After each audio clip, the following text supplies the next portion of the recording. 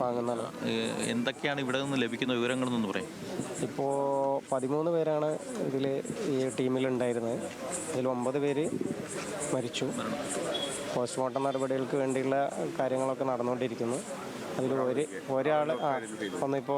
ഒരാൾ വന്നുകൊണ്ടിരിക്കുകയാണ്. കാരണം ആ മരിച്ച സ്ത്രീൻ്റെ കുട്ടി പിന്നെ നമ്മളെ കോയമ്പത്തൂർ ഹോസ്പിറ്റലിലേക്ക് ഷിഫ്റ്റ് ചെയ്തായിരുന്നു. അപ്പോൾ അവർ ആ കുട്ടീനെ കാണാൻ പോയത് കാരണം ബന്ധുക്കളിപ്പോൾ വന്നുകൊണ്ടിരിക്കുന്നു. അത് വന്നു കഴിഞ്ഞാൽ എല്ലാ നടപടികളും പൂർത്തിയാവും. ഈ മരണപ്പെട്ട 9 പേരുടെയും ബന്ധുക്കൾ ഇവിടെ എത്തിയിട്ടുണ്ടോ?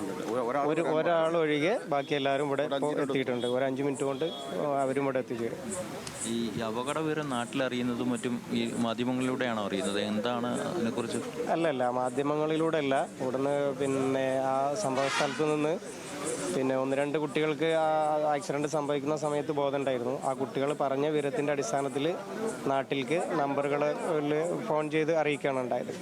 വേഗത്തിൽ തന്നെ രക്ഷാപ്രവർത്തനങ്ങളും മറ്റും നടന്നോ? അങ്ങനെയുള്ള വിവരങ്ങൾ എന്തെങ്കിലും നടന്നു. നാട്ടുകാരനെ അവിടെ ഉള്ള പുറകിലുള്ള വാഹനത്തിന് ഇതുപോലെ ടൂറിസ്റ്റ് പ്ലേസ് അല്ലേ, പുറകിലുള്ളവർ തന്നെ അപ്പോൾ രക്ഷാപ്രവർത്തനത്തിൽ ഏർപ്പെട്ടു. നാട്ടുകാരനെ കൂടുതലും ഈ അപകടത്തിനിരയായ ആളുകൾ രക്ഷപ്പെട്ടവർ നിങ്ങൾ നാട്ടുകാരെയോ പ്രദേശവാസികളെ വല്ല വിളിക്കുകയോ അല്ലെങ്കിൽ കാര്യങ്ങൾ വിളിക്കാൻ പറ്റുന്നൊരു കണ്ടീഷനുള്ള ആരും ജില്ലയിൽ എല്ലാവരും ഹോസ്പിറ്റലൈസ്ഡല്ലേ.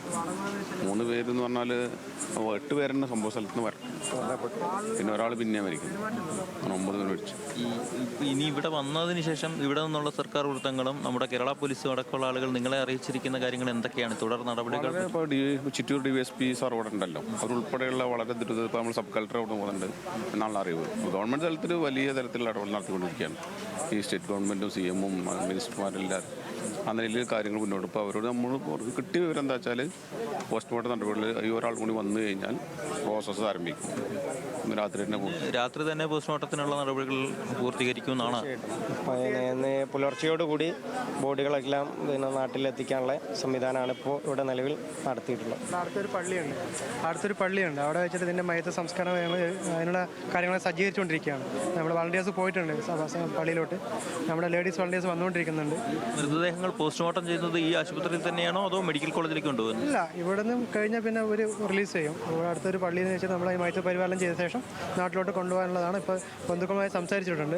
അതിൻ്റെ എല്ലാം സമ്മതത്തോടുകൂടി ഇവിടെ ചെയ്യാനുള്ള സംവിധാനങ്ങൾ നടത്തും. പിന്നെ പള്ളി മഹല്ല് കമ്മിറ്റി അതിനുള്ള എല്ലാ സജ്ജീകരണം ചെയ്തിട്ടുണ്ട്. അവരും കഫം തുണി അതുപോലെ തന്നെ മയത്തിന് വേണ്ടിയുള്ള എല്ലാ സജ്ജീകരണവും നിലയിൽ ഇപ്പോൾ ചെയ്തിട്ടുണ്ട്. നമ്മുടെ സർക്കാരിൻ്റെ നിർദ്ദേശപ്രകാരം വിദഗ്ധ സംഘം, അതായത് മലപ്പുറം അസിസ്റ്റന്റ് കളക്ടർ അടക്കമുള്ള ആളുകൾ ഇവിടേക്ക് എത്തുമെന്ന് പറഞ്ഞു. അവർ എത്തിയിട്ടുണ്ടോ? കാര്യം എത്തിയിരുന്നു. കളക്ടർ വന്നിരുന്നു. പാലക്കാട് ചിറ്റൂർ DSP ഉണ്ടായിരുന്നു. അത്യാവശ്യം ഞങ്ങൾ വരുമ്പോൾ തന്നെ ചിറ്റൂർ MLA നമ്മുടെ കൃഷ്ണൻകുട്ടി സാർ വന്നിരുന്നു. അങ്ങനെ ഒരുപാട് ഗവൺമെൻറ് കൃത്യമായി ഇടപെടൽ വലിയ, കാരണം ഈ നടപടികൾ പൂർത്തീകരിക്കാൻ വളരെ ഹെൽപ്ഫുള്ളായിട്ടുണ്ട്. കാരണം ഇത്രയും പെട്ടെന്ന് തന്നെ ഈ നടപടികൾ പോസ്റ്റ്മോർട്ടം രാത്രി തന്നെ ചെയ്യാനുള്ള നടപടികളൊക്കെ എടുക്കാൻ ഗവൺമെൻറ് തരുന്ന വലിയൊരു സപ്പോർട്ട് തന്നെയാണ്. അത് കുടുംബങ്ങൾക്ക് തന്നെ വലിയൊരു ആശ്വാസമാണ്. തമിഴ്നാട് സർക്കാരിൻ്റെ ബന്ധപ്പെട്ട ആളുകൾ ഇവിടെ ഉണ്ടോ? ഉണ്ട്. ജില്ലാ കളക്ടർ കോയമ്പത്തൂർ കളക്ടർ ഇവിടെ ഉണ്ടായിരുന്നു. ഇത്ര നേരം ജസ്റ്റ് ഇപ്പോഴാണ് പോസ്റ്റ്മോർട്ടത്തിനോട് പോയത്. ഇവിടുത്തെ എല്ലാ സംവിധാനങ്ങളും നിലവിലെല്ലാം ആക്റ്റീവാണ്. അതന്നെ വലിയൊരു ആശ്വാസമാണ്. ഈ പ്രയാസപ്പെടുന്നവർക്ക് വലിയൊരു ആശ്വാസം നൽകി ഗവൺമെൻറ്, തമിഴ്നാട് ഗവൺമെൻറ് ആയാലും ശരി, കേരള ഗവൺമെൻറ് എല്ലാ തരത്തിലും നല്ലൊരു സപ്പോർട്ട് ചെയ്യുന്നുണ്ട്. നിങ്ങൾക്ക് ലഭ്യമായ വിവരങ്ങൾ പ്രകാരം ഗുരുതരാവസ്ഥയിലായ ആളുകളെ കോയമ്പത്തൂർ മെഡിക്കൽ കോളേജിലേക്ക് മാറ്റിയിരിക്കുകയാണ്. അവരുടെ ഒരു ആരോഗ്യാവസ്ഥയെക്കുറിച്ച് എന്താണ് ലഭിക്കുന്ന വിവരം? പക്ഷേ ഒരാളുടെ നില ക്രിട്ടിക്കലാണെന്നാണ് അറിയാൻ കഴിഞ്ഞത്. ഞാനിപ്പോൾ കോയമ്പത്തൂർ വിളിച്ചിരുന്നു ഒരു കുട്ടിയുടെ. ബാക്കി എല്ലാവരും റിക്കവറായി വരുന്നു. ഇവിടെ ഒരു കുട്ടിയുണ്ട്. അപ്പോൾ അതിന് കോയമ്പത്തൂരിലോട്ട് ഷിഫ്റ്റ് ചെയ്യാനുള്ള സംവിധാനം നടന്നുകൊണ്ടിരിക്കുന്നത് പറഞ്ഞു നേരത്തെ ആണുള്ളത്.